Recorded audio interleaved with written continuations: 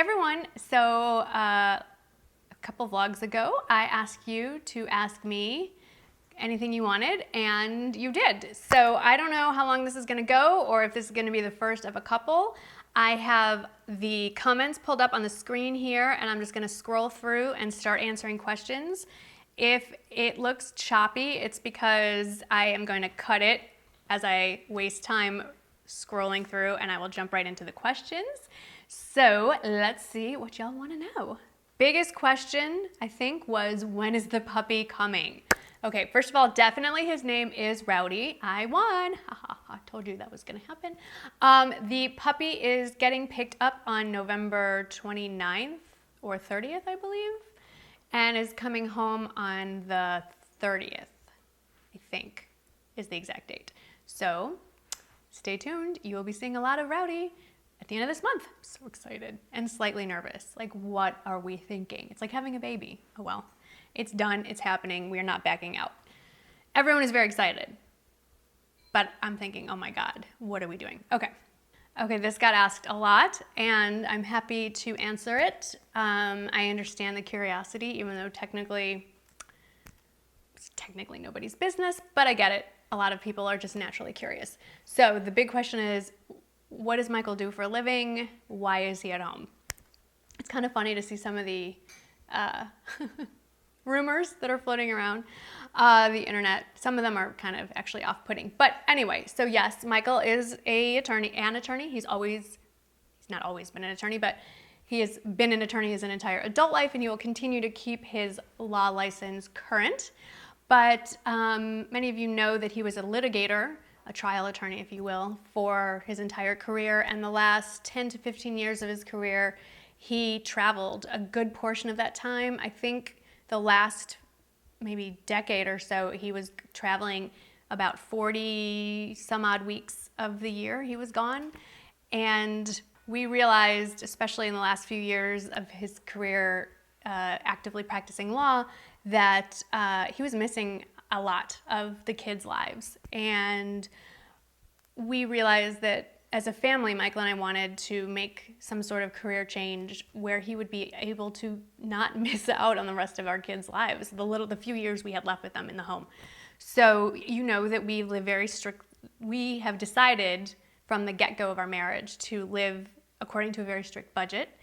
And because of that, and because of Michael's really amazing financial genius, he was able to transition his career into managing our financial portfolios. So he is able to do that from home and keep his law license current and be very flexible with his time. So that's what he's doing at this time, at this stage in his life, to take advantage, particularly the year that Jake had left at home and the few years that we have left with Shane at home. And honestly, thank God that that all came together when it did, especially with Shane's current situation. I don't know how we would have gotten through this last month if Michael had still been traveling the way he was. That I can't even imagine. Next question was, have you kept, I guess it's back to working again, have you kept up your teaching license? Yes or no, why or why not? So no, I haven't meant to. My original teaching certification, God, I don't even remember what it was for, was in Illinois. I had a teacher certificate from Illinois, and I believe it was K through 8. Then I moved to Texas, and I got a temporary license, but the licensing requirements are different. Even though I have a master's degree, it didn't really translate the same here. And where the grades, the way things line up, it's different. And it was only K, I don't even know if it included K. It might have been 1 through 5. And then it was only for a year. And then I got it extended. I think it was good for 5 years.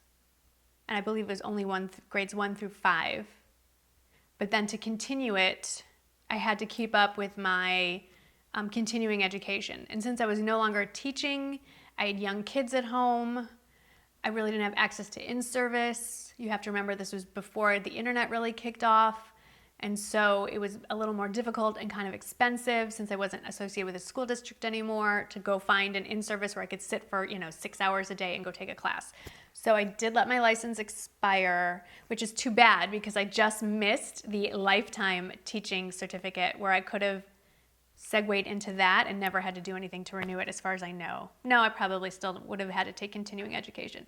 So the short answer is no, I did not keep up my teaching license, which kind of stinks because all that education just poof. But I guess I could go get recertified, but at this moment in my life, that is just not on my list of things to do.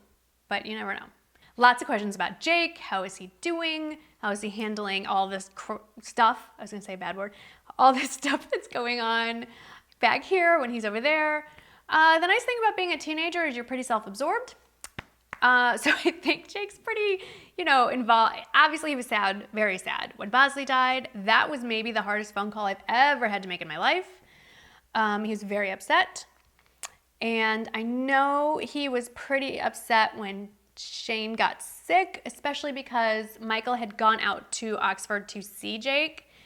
Got there Monday afternoon, and then Tuesday morning was when it all went down. And I don't even know if he was with Jake or if he was just called Jake and said, hey, I gotta go home. Shane has internal bleeding and was admitted to the hospital. And he kind of left it with Jake like Shane was dying. So Jake texted me and said, is he dying? I'm like, no. So way to go, Michael, scaring the crap out of your other kid. But he's fine. Luckily, Michael's been able to get out there a couple of times to see him. He goes about once a month. Yeah, once a month he's been out there. So Jake's still connected. He texts me. My phone's buzzing. Jake texts, I don't know, a ton during the day. I hear from him more than I did when he lived here. So he's doing pretty well, although I've not seen him, so I don't know that that's actually the case, but it sounds like he's doing fine. He's very much adjusted. He's made a nice group of friends, I think. Pledged a fraternity, been involved in a couple groups, extracurricular activities, so seems like he's doing well. Grades are good. So I guess you'll see him over Thanksgiving vlog, so we'll see. But he's doing well. He's fine. He's having the time. Who wouldn't be having the time of their life? Are you kidding me? It's the rest of us left behind that are adjusting. He's doing just great. Here's another question about Shane. When will Shane be able to return to football? Okay, so he could have returned to football right away, except the reason he was admitted to the hospital was because of internal bleeding and he was severely anemic. So it's the anemia thing that's keeping him from going back to football. You probably don't want to be slammed around in a football field when your blood levels aren't what they should be. So once his blood levels got back up to normal, he would be good to go. That and he lost almost a little over 20 pounds from his normal weight, and he was already kind of underweight to begin with. We just don't make fat kids. My kids run to the skinny side of the spectrum, so he's very much underweight. So if he was at a normal weight, and if his hemoglobin was at a normal level, he could go run around and catch things and run and tackle and all that. But his blood levels, as far as we know, are not back up to normal yet, although he looks pretty good. He has a follow-up in a couple of weeks, so we'll know more. And he's clearly too skinny still. If the season were, 2 or 3 months longer, then maybe he would. But definitely by spring football, he'll be good to go, for sure. He's already gained back at least 7 or 8 pounds since he was admitted to the hospital. And he's, you wouldn't know that he was ill in any way. So thank goodness he's doing great. He's working out a little bit, just no contact right now and no cardio. Nothing that would cause him to lose weight. Question is, do you work outside the home? No. This is my full-time job, the YouTube thing. It didn't start out that way. I never thought this could be a job. Honestly, when I started this 6.5 years ago, I didn't even know people made money doing this. It was just a hobby that grew and grew and grew, and definitely has turned into, for sure, it's a job. I put in more than 80 hours a week for sure doing this. I am very blessed to also receive a definite full-time income doing it. I enjoy it very much. It is a great pleasure to me, but it is still definitely a job. And I'm very lucky that I get to do it inside my house, unless I take you with me vlogging when I leave. As far as what I used to do, I had a very brief career as a reading specialist for children in grades kindergarten through 3rd grade. And then as a second grade teacher. And when I say brief, I'll be very clear, 2 years. And then I became a full-time mom. And then I started this gig in July of 2010, I think now, must be. And that's been it as far as paid jobs as an adult. Except that I didn't get paid in July of 2010. So making a living doing this, probably 2 or 3 years now. So that's it. That's the extent of my professional career that I've actually been paid to do with money. So there you go. This is a good question. What do you think is next for you in regards to YouTube? I have no idea. I know there are a lot of YouTubers who are very calculated and goal-oriented and very much an entrepreneur and business-oriented, and they plan and kudos to them.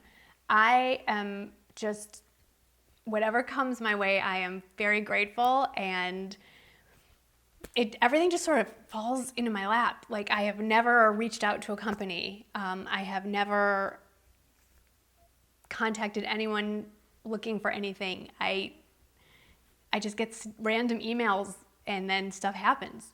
So I've never really, I don't have a goal. I just kind of see where it takes me, and I'm enjoying the ride, and it's taken me to almost 75,000 subscribers, which is great. It's crazy, right? Like, this whole thing is just kind of a dream. And I don't, we'll see. I don't know. I'm really happy where I am. I don't want more until something shows up, and then maybe, I don't know. What do you guys want is a better question. I mean, that's kind of, where would you want me to go next? Like, where do we want to go together is how I really see this. This is a ride we're all on together. Where should we go next, guys? Where do we want to go with this? Because we're all in this together, and, it's not me. It's us. So where should we go? That's my question to you. What was it like raising children away from both you and your husband's parents and extended families? Do you have guilt because you lived away from them? Okay. We did live near both sets of parents, well, a parent and a half, for about a year and a half. Both my parents were alive. My parents are both still alive. Michael's mother was still alive at the time. His father had already passed. And so we got a little taste of what that is like. In some ways, it's a lot easier to raise your children away from your parents because nobody gets to tell you how to do it. So if you're very independent and headstrong, like Michael and I both are, you don't have 4 people telling you how they think you should be doing things. But at the same time, you have nobody telling you how to do anything. And sometimes you very much want someone telling you, oh, this is how you should do it. Also, no free babysitters. No extended, I grew up with a big family of cousins and aunts and uncles and Sunday dinners or Saturday dinners or weekend dinners, I guess, really, and all the holidays and all that. So around holiday time, I do feel extreme guilt. I will admit it. I think Michael maybe less so. Because he's a guy. And he also did grow up with a large family of not so much as sibling, we both come from one sibling, but aunts and uncles and cousins and all that. So I do feel badly about that. We have made an effort, especially on Michael's side of the family, because my kids don't have cousins on my side of the family, but on his side of the family, they have cousins very close in age. We've made an effort to see that side of the family and get the cousins together as much as we can, or text, phone, FaceTime. Shane plays video games with his cousins, so we try as best we can. But that is my big regret, is that we don't have that part of the family. But day-to-day wise, I think that my kids and our nuclear family is much closer because it's just the 4 of us. So there are pros and cons. For some people, they could not even contemplate not living near their family. It's just what it is for us. That being said, I very much don't want my children to live far away from me, but I understand that the world is not what it was, and jobs are not always where you want them to be. So, my boys are going to need to move to wherever they can live to support themselves and hopefully their families one day. And if that happens, then Michael and I will move to be near them. Hopefully they will be in the same city. If not, we'll figure it out. But I don't want to live away from my grandchildren, so I'll figure out a way to be near them at least part of the year. That was more than you needed to know, but that's my plan. Got this question a lot. Are you ever going to do any more Marnie and Michael videos? Probably. A couple reasons why you haven't seen them for a while. One, we kind of ran out of stuff to talk about. It just seemed like we don't want to force it and just make it like scripted and like we had to really, we want it to be like all my other videos, just very natural and easy to talk about. We also noticed not a lot of people were watching them, and you know, there is a small segment of you that really like them, and we so appreciate that. But you know, I do want to make videos that people want to watch, and unless there's something really that we're really excited about and a bunch of you are really excited about, it's just, there's got to be that from both sides, and neither one of us is really feeling like we have that much to talk about together. So at the moment, no, but I'm sure something will pop up eventually and he'll be sitting right over there. But in the meantime, taking a little break from the Marnie and Michael Mondays. But if you guys come up with something that you really want to hear, let me know, because we're always open. Last question. This is probably a whole video topic all by itself, and if you're interested, I will expand on this. Let me know in the comments below. A lot of questions related to how do you stay positive, how do you stay motivated.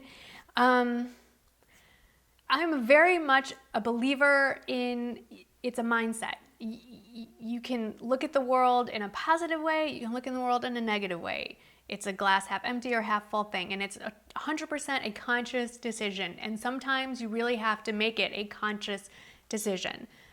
Life is not always great, and bad things happen. I have to admit that most of the time my life is pretty freaking awesome. Even the bad things that have happened compared to most people are really not all that bad. So I can make the choice to wallow and be sad about it and feel sorry for myself or not. And some mornings I literally will stand in the mirror and look at myself and go, get over it. Like get up, get dressed, and pardon my language, get your shit together and let's go, woman. I mean, that's all you can do. And that's how I get through life. That's how I get through my days. I don't really think long term as I get through my day. It's literally like, let's just get through the day. Let's get on with it. I mean, what other option do you really have, right? I mean, it's a very pragmatic approach to me. I don't get overly emotional about it. That's not to say I don't have my moments where I cry or I get upset or I call a girlfriend, I rant, I rave. I mean, we all do that, but on the day-to-day stuff, just get on with it. I mean, that's all you can do. So that's really how I stay positive and how I stay motivated, because you really don't have a choice. Like, life is moving, whether you move with it or not, it's gonna happen. So you might as well just get on with it and enjoy it, enjoy the ride, because you bought the ticket, get on the ride and go. Have fun with it. I really, truly try to find humor in everything. Sometimes when you're in the middle of it, it's hard, but take a step back, find the funny. There's always funny. If you watch, especially older comedians, you know, they make jokes out of tragedy. And, you know, I had the biggest fit of giggles in my life at my mother-in-law's funeral. Totally inappropriate. That's a different story for another time.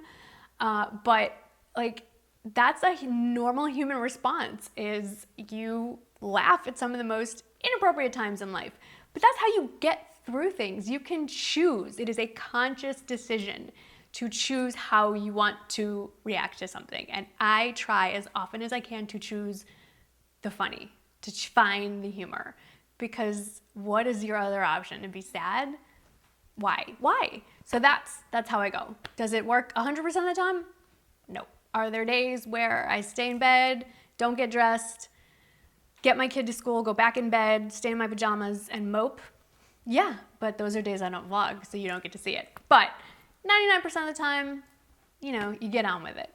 So that's how I stay motivated. It's just, you have to make that conscious decision. It is definitely mind over matter. It's not always easy, but the more you do it, it definitely gets easier. So that's it. Let me know if you want me to expand on any of that stuff. I hope you enjoyed this. There definitely were a lot more questions. Let me know if you want an Ask Marnie Part 2. I will be happy to do that, and if that is the case, leave more questions below, and of course I can go back to the questions in the comments from the last video and I can address those as well. Let me know what you think. I'm sure this is too long. I will shut my mouth now. Thank you so much for watching, and I'll see you in the next video. Bye-bye. I am collaborating with Nordstrom, which is why I'm really excited, because if you've been a long-time viewer of my channel, you know I adore Nordstrom. I shop there probably monthly, if not more than once a month.